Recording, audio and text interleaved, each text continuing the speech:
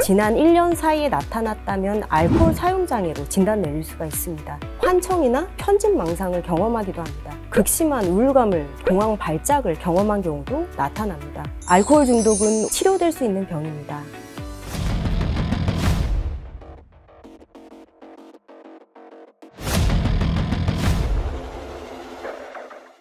안녕하세요. 가천대 길병원 정신건강의학과 조서은입니다.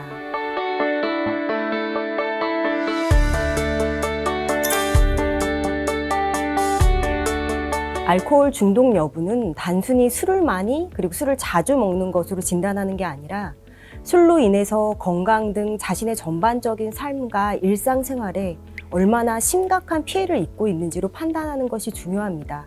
알코올 중독의 경우 예전에는 사회적 기능에 영향을 끼치는 수준인 남용과 신체적 의존 증상을 동반하게 된 경우로 나눠서 진단했지만 최근에는 그 두 가지 모두를 합쳐서 알코올 사용 장애로 통칭하고 있습니다. 정신과적 질환의 진단 기준을 제시하는 정신질환의 진단 및 통계 편람에 따르면 알코올 사용 장애를 진단하기 위한 술과 관련된 11가지 증상들을 제시하고 있고 그 증상들은 다음과 같습니다. 이 11가지 증상 중에 2가지 이상이 지난 1년 사이에 나타났다면 알코올 사용 장애로 진단 내릴 수가 있습니다.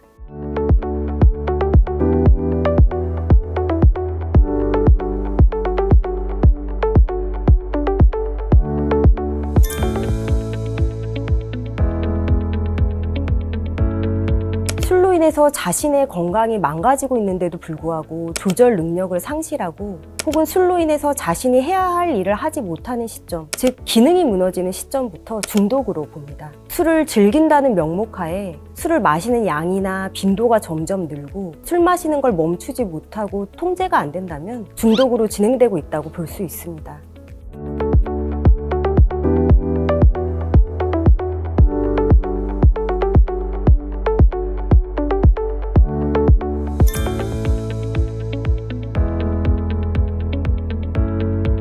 알코올 중독은 진행성 뇌질환입니다. 알코올 중독 환자의 약 3%가량에서 과음 혹은 금단으로 인해서 환청이나 편집 망상을 경험하기도 합니다.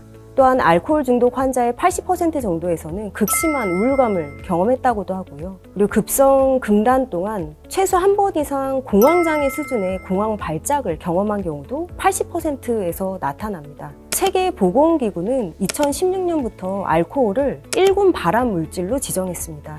알코올이 각종 암을 유발하면서 뇌세포를 파괴한다는 것은 이미 과학적으로 입증된 사실입니다. 결국 장기간 음주로 간질환이나 심장질환, 췌장질환, 위장출혈, 감염, 신경학적 손상 등을 유발해서 머리 끝부터 발끝까지 문제가 생길 수가 있습니다.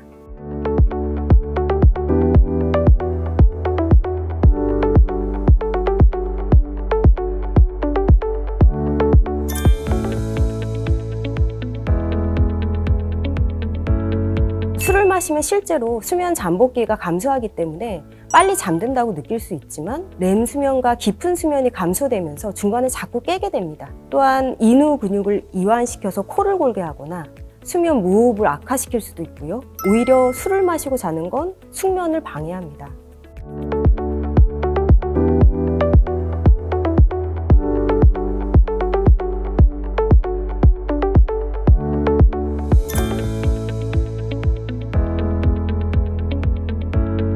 일반적으로 개입, 해독, 재활의 3단계를 거칩니다. 개입의 목적은 치료하지 않을 경우 유해한 결과들을 지각할 수 있도록 돕는 것입니다. 문제를 인식하고 경각심을 갖게 해주고 술을 끊고 치료를 받고자 하는 동기를 최대화하도록 합니다.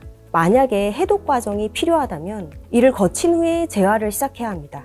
하지만 혹시 심근병, 간장애, 소화기 출혈 등 내과적인 응급 상황이나 정신과적 응급 상황이 있다면 그에 대한 치료가 우선되어야 합니다.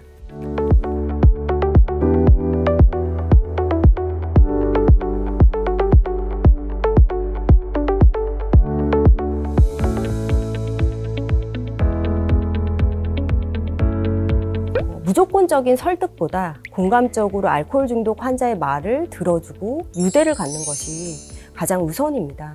어떻게 중독이 되어 왔는지, 그리고 음주로 인한 폐해가 무엇이었는지, 무엇을 위해 단주할 것인지 변화에 대해 생각해보게 하고 애정어린 시선을 갖고 격려해주고 서서히 변화할 수 있다는 희망을 고취시켜줘야 됩니다.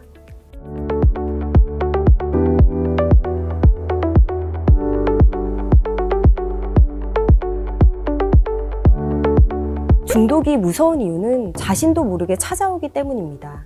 치료의 시작은 자신이 알코올 중독자라는 사실을 받아들이면서 절대로 조절해서 술을 마실 수 없는 사람이란 사실을 인정하는 것입니다. 알코올 중독은 오랜 세월 지속이 되기도 하며 잦은 재발로 우리의 삶을 망가뜨리는 병이기도 하지만 치료될 수 있는 병입니다. 이상 가천대 길병원 정신건강의학과 조서은이었습니다. 감사합니다.